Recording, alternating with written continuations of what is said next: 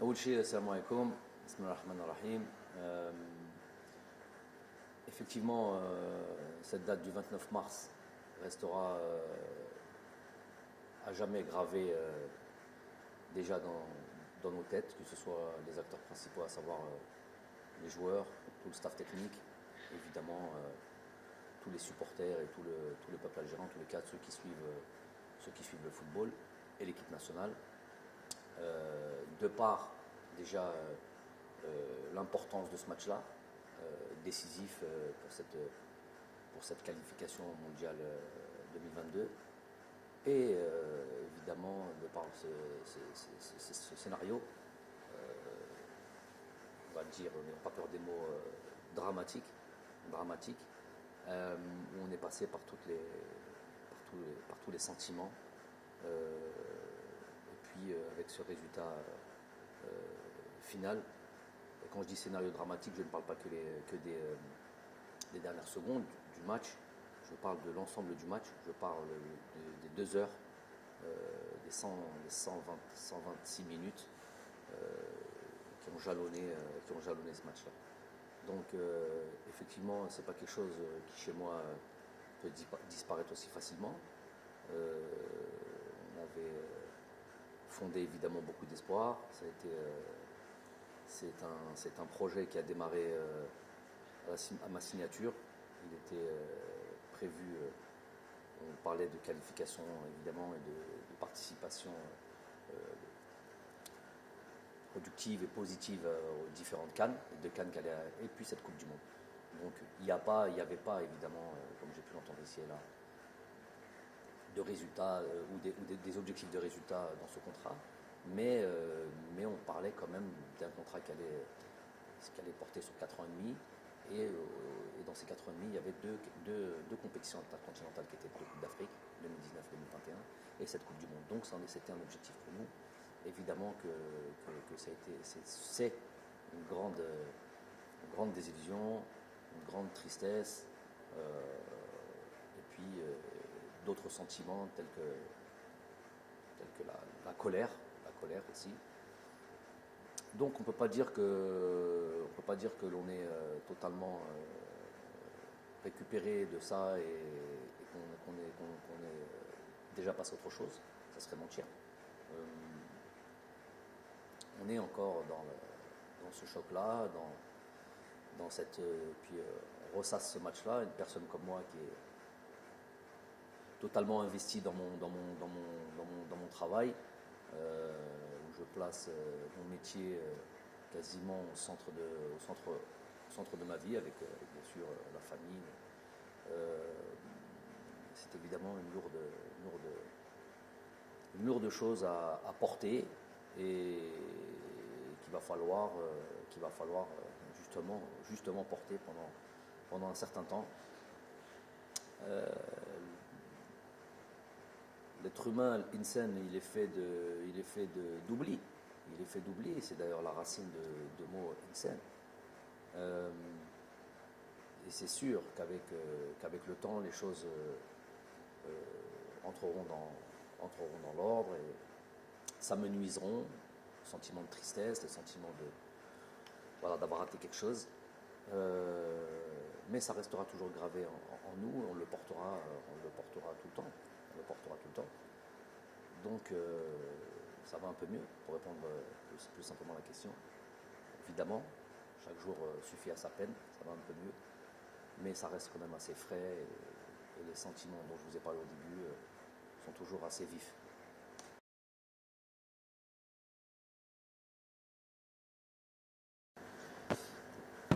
Donc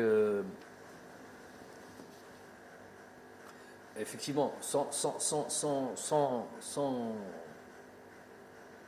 créer de suspense ou essayer de gagner du temps,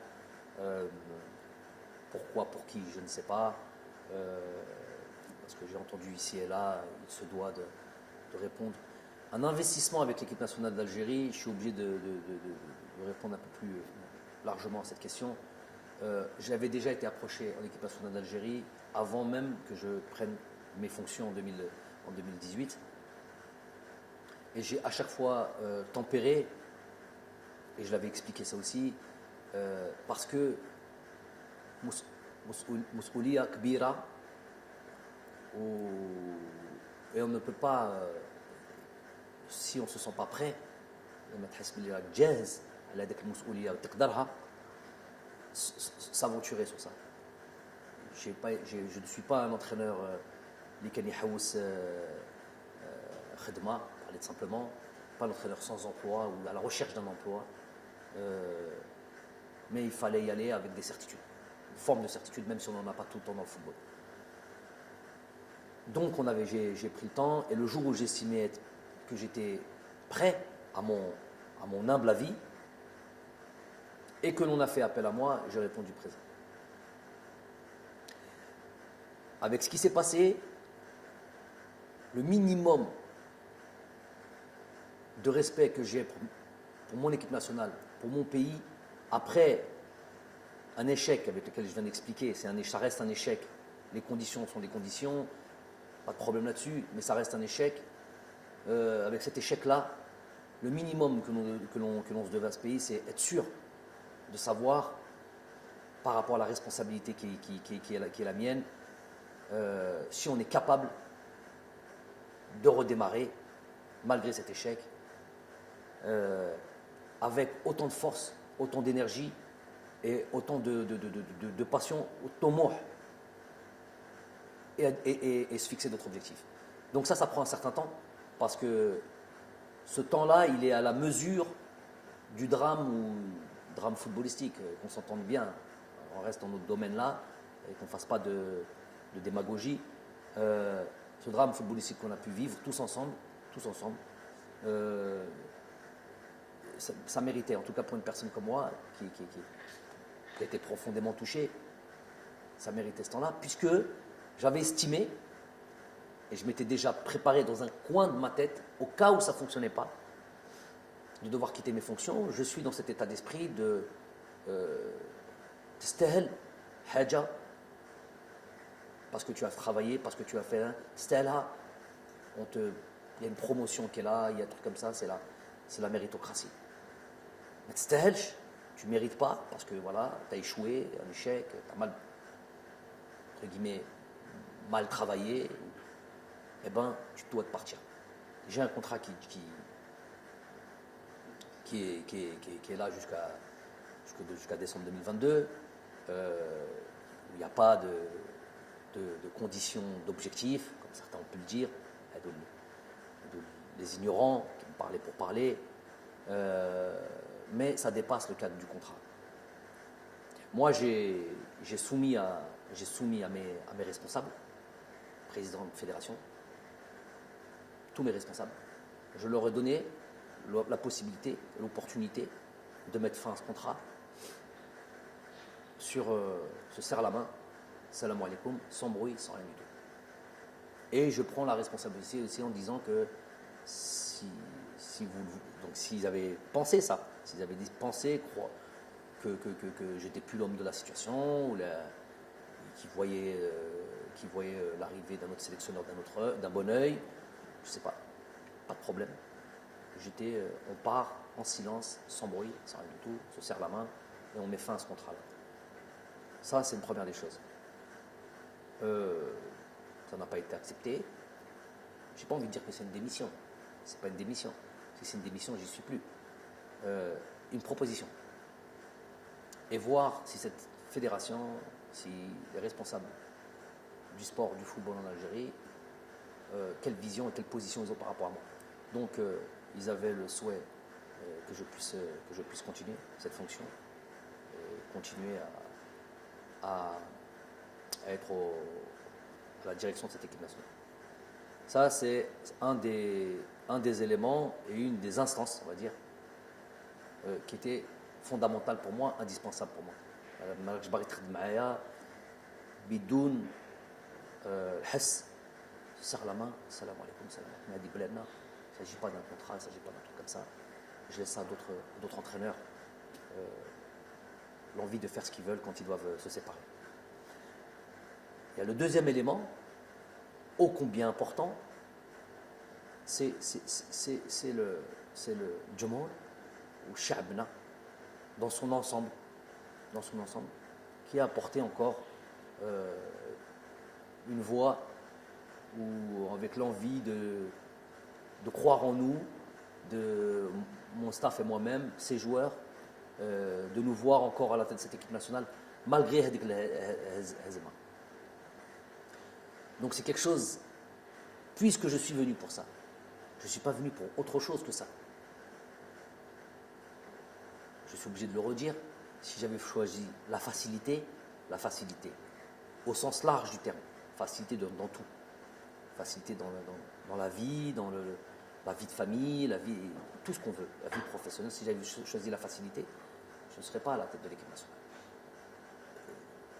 La raison pour laquelle je suis en équipe nationale, tout le monde le sait, elle est claire, elle est sans ambiguïté. C'est pour monter le plus haut le drapeau de cette équipe nationale, de ce pays, et faire en sorte qu'elle soit la plus respectée, la plus performante possible. Mais chérie, fait l'Afrique, fait le hal. Ça, c'est ma mission. On y est arrivé, je pense. On y est arrivé. Pas complètement, puisque sinon on serait déjà en Coupe du Monde et on va se laisser quand même, on en parlera peut-être après, on va se laisser peut-être une lueur d'espoir, mais c'était ça l'objectif. D'une certaine manière, il a été atteint cet objectif. Et ce peuple croit encore en nous, nous croit capables de continuer à leur donner, donner de la joie, faire en sorte de voir cette équipe-là performante, forte, capable de rivaliser avec les grosses nations, capable d'enchaîner des victoires, tout simplement. On est là pour la gagne. Et ça, je ne peux pas tourner le dos à ça, malgré la tristesse, malgré l'accablement, malgré tout. Ça me donne encore plus de force, plus que ces arbitres, plus que ces conspirateurs, plus de l'intérieur comme de l'extérieur, plus que les Nest, qui ne sont pas beaucoup à l'intérieur. 6-7 personnes très facilement identifiables, les khedmo, مشوار شخص ماشي مشوار des projets qui suivent des projets personnels qui sont là à travers à venir foutre la zizanie, mettre le fauda, avoir des haines personnelles, jamais d'espoir, il n'y a que du mal en eux, il n'y a que du sombre en eux. Quand ça gagne ou nestefrah et que c'est une évidence, ils sont obligés un peu de se ranger tout en diminuant le mérite des joueurs, le mérite de ceux qui travaillent. Quand il y a une petite, quand il y a un échec, et dans le football et dans le sport, il y en a. Quand il y a, et ben, ils le grossissent et on devient des incapables et on devient des gens à qui il faudrait faire du tort. Ça, et ils sont finalement très peu, et c'est du misérabilisme. J'appelle ça du misérabilisme. Ils ne veulent même pas l'importance de les citer. Mais pour revenir au plus important, c'est ce que le peuple croit et pense et comment il se sent à travers nous. S'il y avait eu le moindre doute par rapport à nous et j'aurais senti on voudrait voir quelqu'un d'autre, il n'y a même pas, on reste pas, on serait même pas en train de parler là. On dit salam alaikum, on a fait le maximum. En tous les cas, Rabbi Shahid, chaque jour que l'on a porté et qu'on a été à la tête de cette équipe nationale, on l'a fait chaque jour. On a fait en sorte de mettre ça au centre de nos priorités. Même si on n'est pas là directement, même si on n'est pas en Algérie directement, on contrôle notre championnat, on contrôle nos joueurs algériens partout où ils sont, de là où on est, parce qu'on est investi dans notre mission tous les matins quand on se réveille. Donc, moi, je ne suis pas inattentif à ça. Je suis plus que réceptif à cet engouement, l'envie du peuple de nous voir continuer. Et c'est impossible de leur tourner le dos. Et donc, on se doit de continuer cette mission. On va le faire comme on l'a fait, avec le cœur. On va le faire avec tout notre investissement. On va le faire avec notre envie, notre détermination, notre rage, j'ai envie de dire, parce que هذا الشعب يستاهل هذا الخير وإنشالله que ce soit une bonne décision dans l'intérêt du pays. أنا هنا avec, je vous ai dit, avec on n'oubliera jamais cette tristesse, mais on a envie aujourd'hui de rendre au peuple ce qu'il veut et de refaire, d'aller recréer de l'espoir, le farha هذاك الشعب اللي يحب كرة القدم, et nous on est pleinement investis. Donc quand on a dit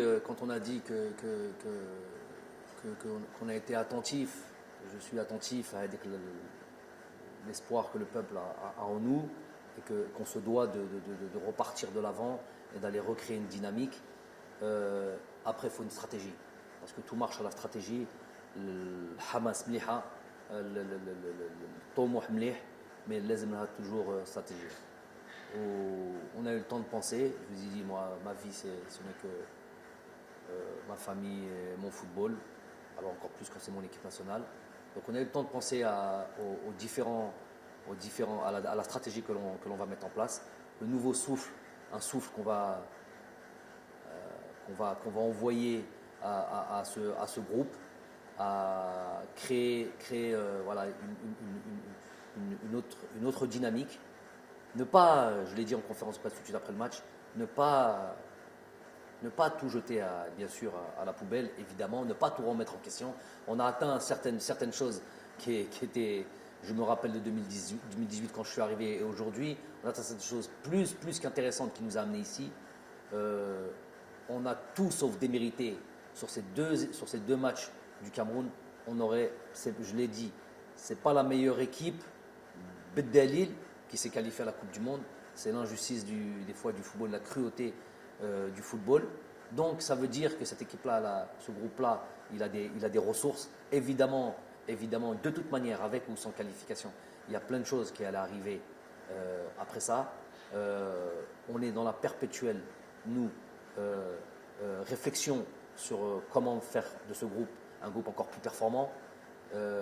Donc, c'est plus là-dessus sur lequel on va se baser. La reconquête de notre niveau, avec les difficultés qui vont arriver et qui vont arriver très vite. Hein. Vous le savez maintenant, on le sait, tout le monde le sait. Il n'y a plus le moindre match facile en Afrique. Ça, c'est très très clair, que tout le monde soit d'accord là-dessus. Donc, recréer une dynamique, renvoyer, voilà, que tout le monde, qu'il y ait une synergie. Et ça par contre, dans cette stratégie, il est inclus aussi via la communication, via l'échange avec nos dirigeants. Il est inclus aussi que tout le monde prenne ses responsabilités aussi. Quand je vous ai dit que j'ai crié au loup et au danger de l'arbitrage depuis 3 ans par des faits réels, ce qui n'est pas dans mes habitudes à la base, ni en tant que joueur, ni en tant qu'entraîneur, mais c'était tellement kérita en Afrique que c'est un élément essentiel. Il y a 2 éléments essentiels, excusez-moi de dévier un peu, 2 éléments essentiels, je l'ai dit à tout le monde, à tous ceux qui veulent l'entendre, à régler impérativement, et ça devrait être les 2 projets les plus importants en Afrique, c'était l'arbitrage et les infrastructures. Donc c'est là où tous les dirigeants auraient dû mettre se concentrer là-dessus. Quand on voit le niveau de l'arbitrage, les terrains ça va un petit peu mieux, il y a des stades ici et là qui se construisent, mais quand on voit le niveau de l'arbitrage, on est encore très loin du haut niveau. On est encore, pour moi à l'âge, j'ai pas peur des mots, hein, à l'âge, c'est notre continent, tout notre continent inclus. On est à l'âge préhistorique au niveau arbitrage, au niveau conditions de jeu, même ça s'améliore, conditions d'infrastructure. Mais sur l'arbitrage, on a l'âge préhistorique. Voulu, pas voulu, est-ce que certains y trouvent leur intérêt dans cette CAF, dans cette peut-être FIFA, je ne sais pas qui, pour que l'arbitrage n'évolue pas? J'en sais rien. En tout cas, c'est un constat, c'est un fait. Celui qui veut venir en parler avec moi, il vient. Celui qui a fait le Meiden, il dit fait le Meiden Mahia, on a Hadro et on parle concrètement de ce qui se passe. On analyse concrètement ce qui se passe, plutôt que de venir parler, sortir des belles phrases. Sur le terrain, gros souci au niveau de l'arbitrage. Je vais prendre le temps de dire une chose. J'ai travaillé dans le continent asiatique. J'ai travaillé dans le continent européen, évidemment, en tant que joueur.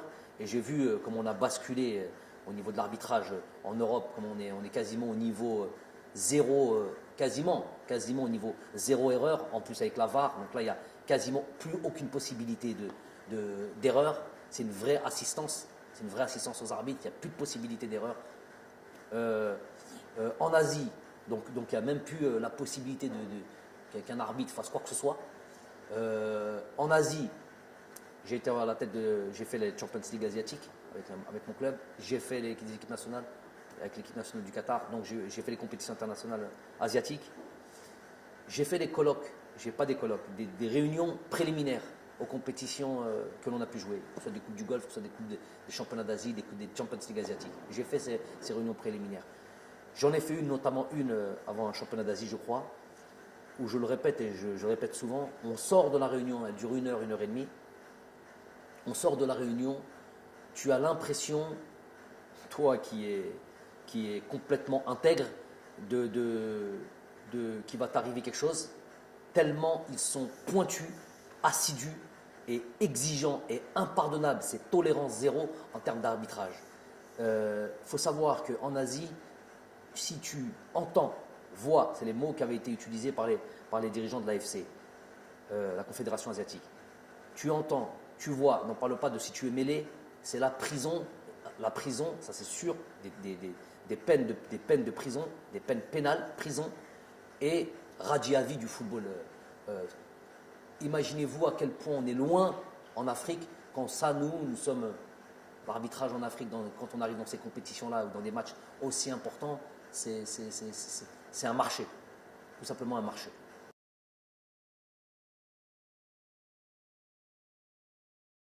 Ok, donc effectivement, on est dans ce groupe avec l'Ouganda, la Tanzanie, le Niger. On retrouve le Niger. Comme je l'ai dit, que tout le monde le sait maintenant, il y a plus de petites équipes en Afrique. On a pu le voir durant cette CAN, par exemple, qui a regroupé.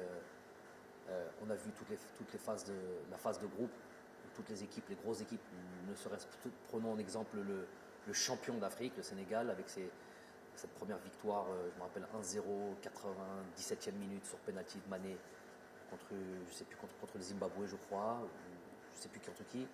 Ce 0-0 contre la Guinée, bon, la Guinée est quand même une très bonne équipe d'Afrique. Ce 0-0, je crois, contre le Malawi ou comme au troisième match. Bref, tout le monde sait la difficulté des matchs africains, le niveau des joueurs africains. Pour le coup, ça c'est quelque chose de positif qui est là. Est-ce que c'est dû à l'exode de ces joueurs-là qui vont jouer dans d'autres continents, notamment le continent européen? Est-ce que c'est ça? Est-ce que c'est la formation? Je sais qu'il y a beaucoup de pays qui travaillent à la formation, le Sénégal, le Mali, c'est des pays où ça forme, d'autres pays aussi, Sud-Afrique, l'Afrique du Sud. Donc c'est aussi dû à ça. Donc le joueur africain est maintenant quasiment complet, même dans les petites, entre guillemets, les petites nations du football africain. Donc ça, il n'y a pas de doute là-dessus. Donc on a ces 2 premiers matchs contre l'Ouganda à Oran, Inch'Allah, et le match contre la Tanzanie en Tanzanie. Donc effectivement, on rentre pleinement dans ce travail. De nouveau, l'étude de ces équipes-là, travailler sur nous, sachant que c'est travailler sur nous, notre équipe, notre groupe, et cet esprit de reconquête qui va nous animer. C'est des dates qui sont toujours un petit peu compliquées, parce que c'est des dates qui arrivent en fin de saison, où les joueurs arrivent fatigués, où les joueurs ont juste une envie, c'est de partir en vacances. À raison, quand on a une saison lourde comme ça, on a envie de récupérer. Donc ça c'est une chose, c'est notre donnée. Et avec des championnats qui s'arrêtent plus ou moins tôt, donc il va y avoir des divergences dans la forme des uns et des autres qu'il va falloir prendre en considération. Quoi d'autre?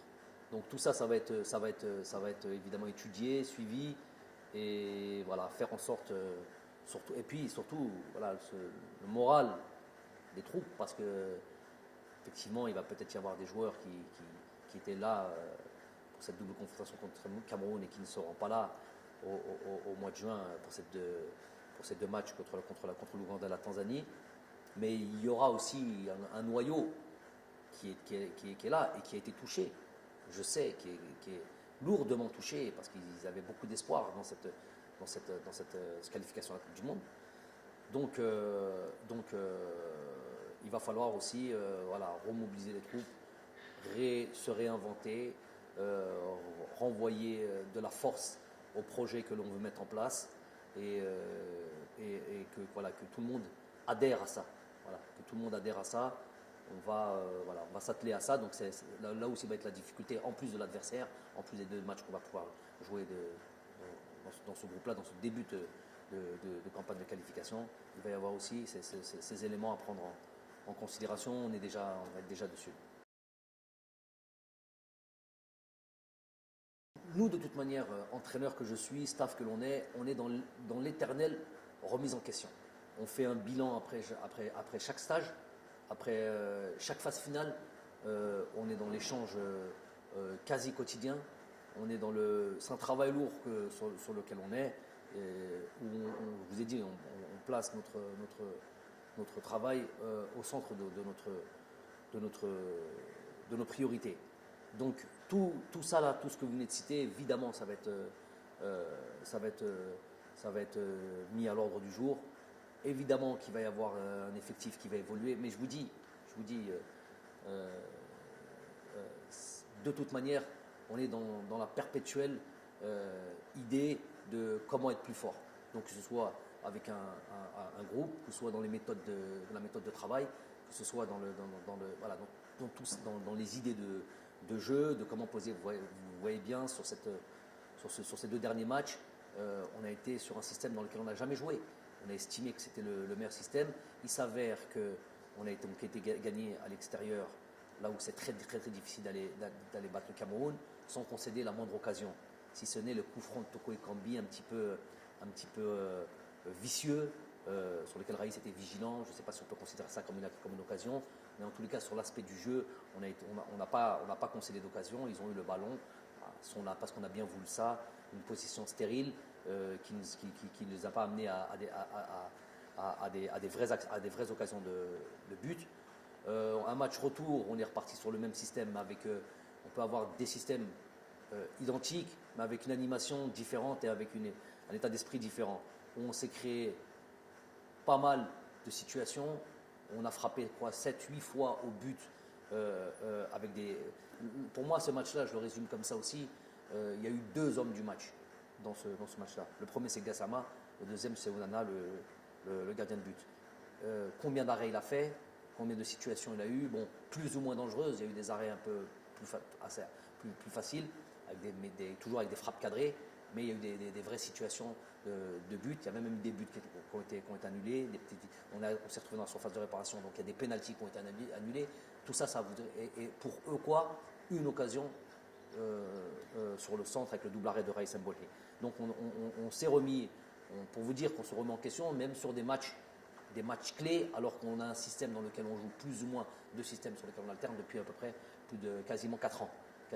On n'a pas hésité à se remettre en question sur un match. Alors on peut estimer qu'il peut y avoir un grand risque de changer un système tactique, de passer d'une défense à 4 à une défense à 3. Bref, tout ça, c'était une prise de risque calculée.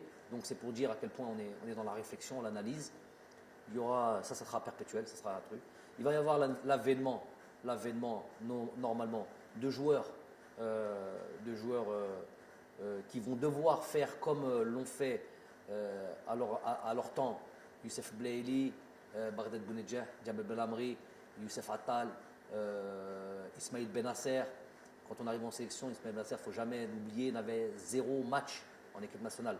Donc c'est des joueurs qui ont commencé à jouer avec nous et qui ont progressé, qui se sont imposés.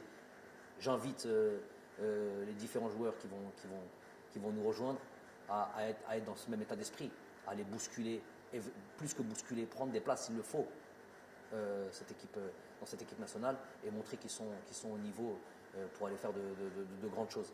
Les cadeaux, il n'y aura jamais de cadeaux. On me parle par exemple d'un Ahmed Touba qui a fait une très bonne rentrée et que des fois aussi simpliste que ça m'étonne toujours quand c'est des professionnels, soi-disant professionnels qui en parlent. Il aurait dû faire jouer lui, les sélectionneurs de plateau, les entraîneurs de plateau qui n'ont jamais entraîné qui que ce soit, en fait. Hein. Même pas une équipe de U13 ou U15, mais ils ont toujours la science infuse. Ou si on leur donnait une équipe, on verrait leur niveau catastrophique, les معندهمش أي علاقة مع التدريب et la manière de travailler. Ils se reconnaîtront, cela. Donc, quand on me dit oui, il aurait dû faire jouer lui, il aurait dû faire jouer lui, après résultat, à 20 secondes, à 30 secondes, on n'aurait rien dû refaire.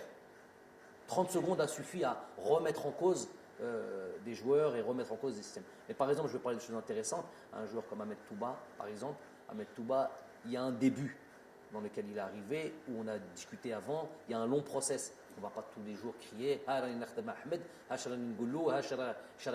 non, non.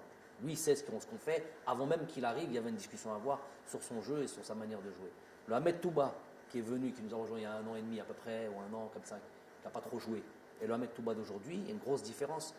Déjà, on le voit sur ces matchs qu'il fait avec son club, la progression qu'on lui a demandé sur des situations de jeu, sur la manière de se comporter en tant que défenseur, des choses qu'on a eu, des échanges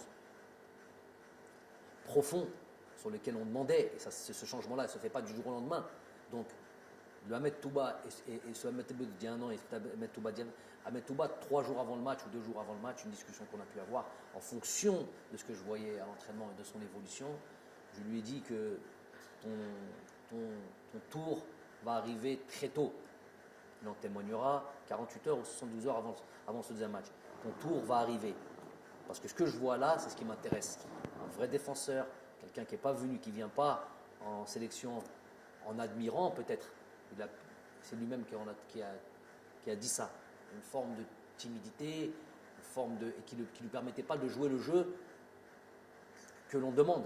Et lui-même, on était à réaliser ça. Et le Touba qui est venu lors du dernier stage, incisif, vrai défenseur, dans l'âme, qui n'est pas là en tant que spectateur, j'ai vu l'évolution. Je dis donc, prépare-toi, ton temps viendra, si ce n'est pas ce match-là, tout de suite après le prochain stage, donc au mois de juin, tu seras directement concerné.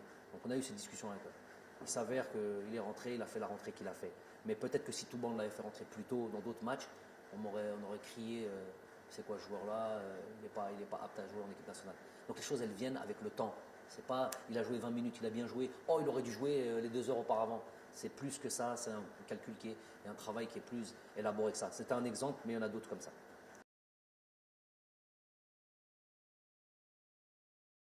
Bon, أول شيء Tchaker ما ننساوش parce que Tchaker nous a donné tellement de joie dans ce match, dans ce stade-là. Il y a eu plusieurs qualifications Coupe du Monde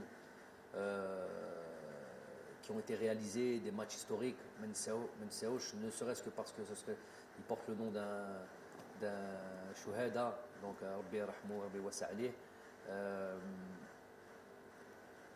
Mais c'était prévu avec ou malgré les efforts réalisés, les trucs et tout, ne serait-ce que le fait de devoir jouer ailleurs qu'en Algérie. Moi, mon souhait, ça a toujours été d'aller se produire. Cette équipe nationale, c'est l'équipe nationale de tous les Algériens, se produire partout, que ce soit à l'ouest, à l'est, dans le sud. Si on avait l'infrastructure dans le sud pour aller voir nos frères là-bas dans le sud algérien, Béchar, je ne sais pas.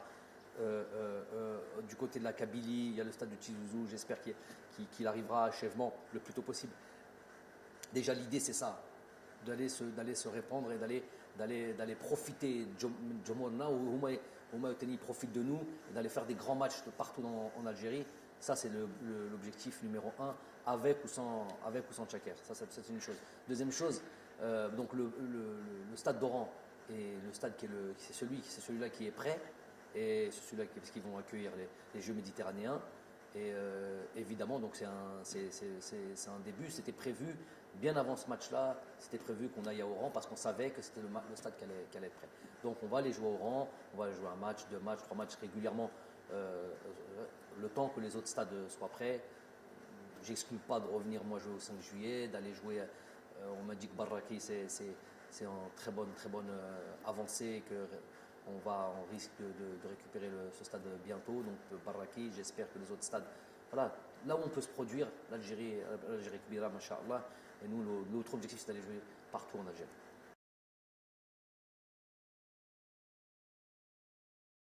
Donc voilà un sujet aussi, un sujet important. Donc déjà le président a présenté sa démission. Je n'ai pas suivi avec assiduité tout ça au départ parce que j'avais besoin de recul, mais j'ai quand même été mis au courant, ne serait-ce que par lui, ne serait-ce que par le président de fédération. Donc à la Koléhal, déjà c'est un président de fédération, malgré les dires et malgré le Hadrat al-Nes, toujours, hein, les rumeurs, nous avons toujours été en relation. Je lui ai toujours montré, évidemment, de par mon éducation et de par mon éthique professionnelle, je lui ai toujours montré le respect d'un entraîneur à un président, d'une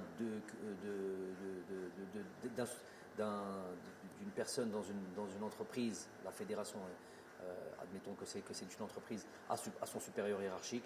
J'ai toujours eu ce respect-là, c'est mon éducation et c'est mon éthique professionnelle.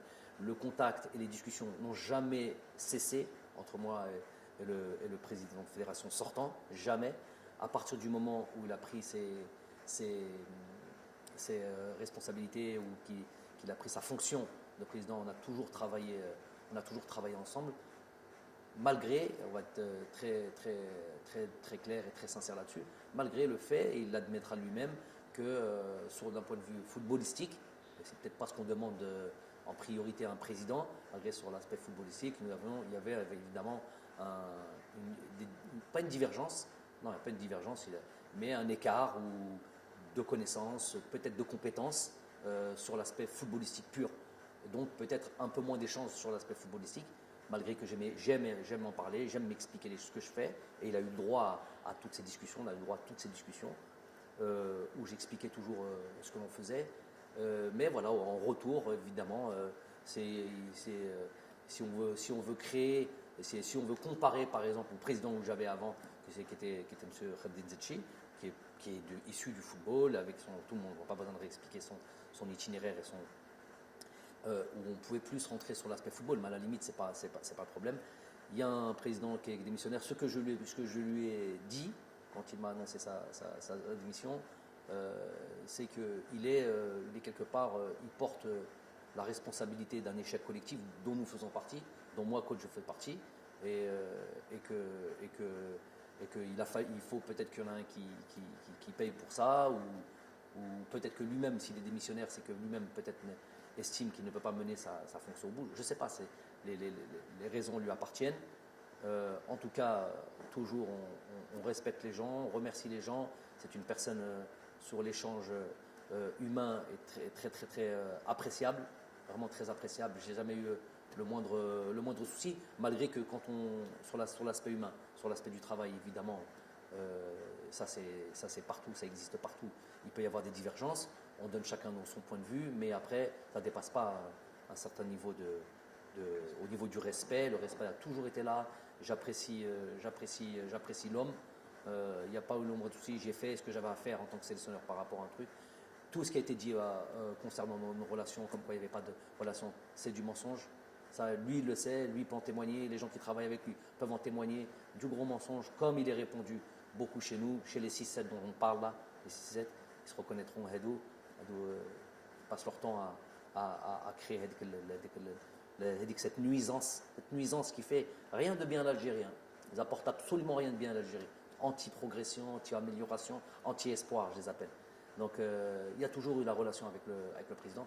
Il est sortant. Je n'ai, et ça c'est bien que vous me posez la question, très important qu'on mette les choses au clair, devant vous et devant Shab Kamel et devant tous ceux qui vont décider et devant tous les pouvoirs publics et devant tous ceux qui ont un rapport avec l'élection d'un nouveau président de fédération. J'ai parlé tout à l'heure de Khaled Zetchi.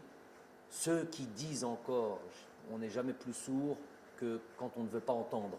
Ceux qui disent encore que je n'ai pas obtenu satisfaction sur le fait de garder Zetchi, il aurait fallu encore que je demande quelque chose pour ne pas obtenir satisfaction. J'ai jamais demandé, je l'ai dit devant tout le monde, et je l'ai dit en privé devant celui, c'est pas un secret de polichinelle, devant le président de la République lors de notre entrevue, quand on avait discuté de tout et de rien, et notamment sur l'arrivée, sur le fait que M. Zetchi partait, il n'y a jamais eu la moindre demande. Le meilleur témoin, c'est le président de la République. S'il y en a quelqu'un qui veut se substituer à ce témoin et qui a un dos qui est plus véridique que le président de la République sur cet aspect-là, qu'il se lève et qu'il se montre. Donc déjà sur Zetchi, j'ai jamais rien demandé et je n'ai pas à demander. Je sais où est ma place. Ce qu'on veut me faire porter, Jamel, il est concentré sur son travail. Tu n'interfères pas dans mon domaine, dans mes prérogatives, comme je n'interfère pas dans tes prérogatives. Les fois où j'ai commencé à parler de terrain, parce qu'on prend ça comme exemple, le terrain de foot, oui, le terrain n'est pas bon. Le coach, normalement, il ne parle pas de ça. Mais si je ne parle pas du terrain dans lequel je vais devoir exercer ce que je fais au quotidien, savoir jouer au football, je vais parler quand? Je vais parler où? Si le terrain est mauvais, j'ai dit le terrain est mauvais, mais ce que je mets en place, moi, à l'entraînement, je ne peux pas le mettre en place au jour du terrain. Ça, il ne faut pas l'interpréter comme le gars, il rentre dans toutes les discussions. Je rentre dans rien du tout. Juste dans mon travail. Mon travail, tout le monde le sait, et qu'on ne me donne pas une importance que je n'ai absolument pas. C'est encore du mensonge, c'est encore de la fumée qu'on veut encore, où on veut créer une forme de truc. Moi, les choses, au moins une chose importante et essentielle, et qui règle beaucoup de problèmes, c'est clair ce que je raconte. C'est que c'est clair et c'est direct. On n'aime pas, ça c'est autre chose. Mais ça c'est au moins clair et direct. Tu me poses une question, je te réponds directement, sans mensonge, comme eux ont l'habitude de faire, ont l'habitude de dire. Donc, pour revenir au président de la fédération, j'ai jamais intervenu sur M. Zetchi. On n'est jamais plus sourd que quand on ne veut pas entendre. Ça c'est une chose qui est très importante. Hadi Loula. Deuxième chose, sur M. Amara, il vient, on lui dit merci, barakallahu fik, que tu n'es pas le seul fautif de ce qui s'est passé. On est tous fautifs là-dessus. Et le prochain qui est à venir, aucune espèce de, comme j'ai fait pour le premier, comme j'ai fait pour le deuxième, ce n'est pas mes prérogatives. Je n'ai pas donné mon avis, dans le sens où déjà c'est pas mon travail, et deux, je ne connais pas moi le paysage footballistique des dirigeants en Algérie. Je ne le connais nulle part d'ailleurs. Je ne sais pas quel sélectionneur connaît d'ailleurs ce genre de choses. Donc, il y a des gens, je ne sais pas comment ça se passe, les pouvoirs publics, les élections, les bureaux fédéraux. Ces trois choses-là, dans l'ordre, pas dans l'ordre, je ne sais pas, c'est eux qui sont à même de nommer un président. Ils le nomment. Et pour qu'ils nomment un président, il faut qu'il y ait des gens aussi, c'est ce que j'avais dit lors de la dernière fois, il faut qu'il y ait des gens clairs, qui se présentent clairement et qui viennent présenter leur programme. Moi, j'invite ces gens-là à se montrer clairement, pas à se cacher, pas être derrière les 6-7 qui viennent regarder. Vous verrez dans les bouches, un il est là, 3-4 plateaux, 2-3 youtubeurs, un ou deux Twitter, pas Twitter, et ils disent la même chose. Ils ont un groupe WhatsApp, ils se transmettent. Le fait du jour, c'est ça. Aux gars, de là où ils sont, je ne sais pas comment ils appellent ça, les mouches, moi je ne suis pas des nouvelles technologies, là, les mouches qu'on envoie comme ça sur le net ou je ne sais pas quoi, et ils balancent tous la même chose. Tout ce qui fait du mal au pays. Cela, c'est tout ce qui fait du mal. C'est cela qui amène la noirceur. C'est cela qui amène l'ambiguïté. C'est cela qui amène le bab dans le pays. On ne sait plus qui dit quoi, mais qui est désinformé, malhonnête. Hadou, je les appelle vraiment. Tu peux ressentir, j'ai pas peur des mots, au fond de lui, il a un discours de l'Algérie, le drapeau, Hadra Sha'bawiya. Ça, tu l'entends. Mais dans les faits, c'est tout le contraire. Je vous l'ai dit après la conférence de presse, il y en a, c'était l'Eid avant l'heure. Ils ont festoyé, ils étaient heureux comme pas possible. Wallah, heureux comme pas possible. Leur épouse, ce jour-là, leur demandait n'importe quoi, elle leur donnait. C'était un jour de fête pour eux. C'était là où tout le monde pleurait, ils se reconnaissent et ils le savent. Au fond d'eux, ils le savent.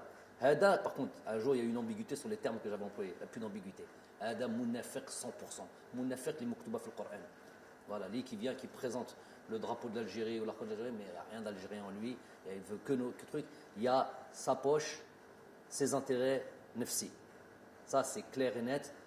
Et c'est quoi leur poche? Alors, je répète pour cette histoire de président, pour que vous sachiez un peu le fonctionnement. C'est important, Hedou. Keshfohum au moins. J'ai rien à perdre là-dessus. Jamel Belmadi, oui, il a un truc sur le. Je suis en train de dire au pouvoir public, aux bureaux fédéraux, à tous ceux qui vont élire. Moi, j'ai rien à voir là-dedans, ne me demandez pas là-dedans. Ramenez le président de fédération que vous voulez. Moi, je ne travaille pas pour un président de fédération, je travaille pour. Ça va être mon supérieur hiérarchique, ça va être avec lequel je vais devoir travailler, mais moi, je travaille pour l'équipe nationale d'Algérie, je travaille pour mon peuple, comme le président de fédération va venir travailler pour le peuple. Donc, je n'ai absolument pas à me mêler de tout ça. Qu'ils aillent faire leur truc, peu importe qu'ils amènent. C'est clair, il n'y a plus de trucs. Par contre, Hadou, qui veulent promouvoir quelqu'un, l'email ou ce quelqu'un ne veut pas se mettre en avant par son programme, par un engagement clair. Je veux, moi, me présenter comme président de fédération. Voilà mon programme, voilà pour moi. Élisez-moi. Hada Balek, qui veut, je ne sais pas, qui veut que peut-être le président de la République lui dise écoute, tu vas être élu, donc vas-y maintenant, tu peux aller te présenter. Morachah, ça, Morachah. Moi, هذاك Morachah, بين روحك. Arrête d'être derrière tes 6-7 personnages là les Hadra Bark qui veulent rouler le peuple dans la farine. Présente-toi et viens te faire élire avec ton programme et prends tes responsabilités. Et tu n'as pas besoin d'avoir des garanties de qui que ce soit que tu vas. Ce qui va te garantir sois élu, c'est ceux qui vont t'élire, c'est ton bureau fédéral, les gens qui sont censés t'élire, tout simplement. Je ne connais pas trop le fonctionnement, je n'ai pas à le connaître. Et qu'on ne vienne pas mettre ça sur le fait que. Donc, leur incapacité à venir se faire élire, ce serait moi, Jamel, qui me mettrait un obstacle. Elle dit c'est trop facile, c'est pour atteindre des personnes, c'est pour toujours empêcher que le football avance, que les choses avancent, et c'est juste pour leurs petits intérêts. D'où les 6-7 dont je parle, des petits intérêts. C'est quoi leurs intérêts? Qarariha, un parfum, un voyage avec l'équipe nationale d'Algérie, entrer à Sidi Moussa avec prolongement sur un déjeuner, sur un café, des privilèges comme ça là, des privilèges, et tout ça sur le dos de l'équipe nationale. Tout ça, pour toutes ces petites choses-là, ils sont prêts à ce que leur pays traverse des périodes de crise comme celle-là, juste pour ce petit intérêt-là. Mais il soit ouelou, misérabilisme total. J'en ai parlé, j'espère que j'en reparlerai plus, mais c'est juste pour mettre une clarté dans le paysage du football algérien.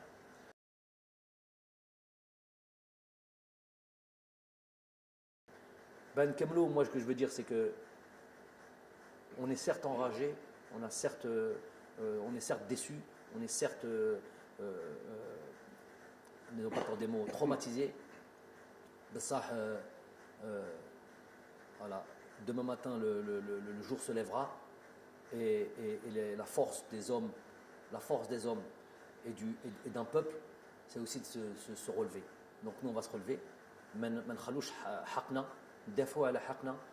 Plus jamais de la vie, on laissera 2-3 personnes conspirer contre notre pays. On ne laissera plus jamais un arbitre comme ça venir mettre à mal un pays.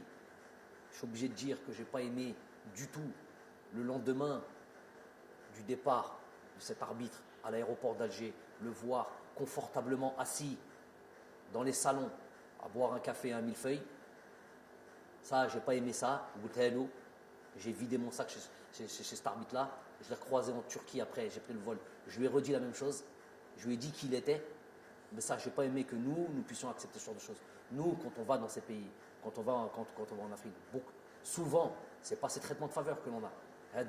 Hada, il a enlevé l'espoir de tout un peuple et on le laisse comme ça. Je ne dis pas qu'il faut le tuer, je ne dis pas qu'il faut le truc, mais Hada Haggar, Hada plus que Haggar. Donc ça, je n'ai pas apprécié. Il ne faudra plus jamais accepter ce genre de choses. Inch'Allah, هذا الشعب الجزائر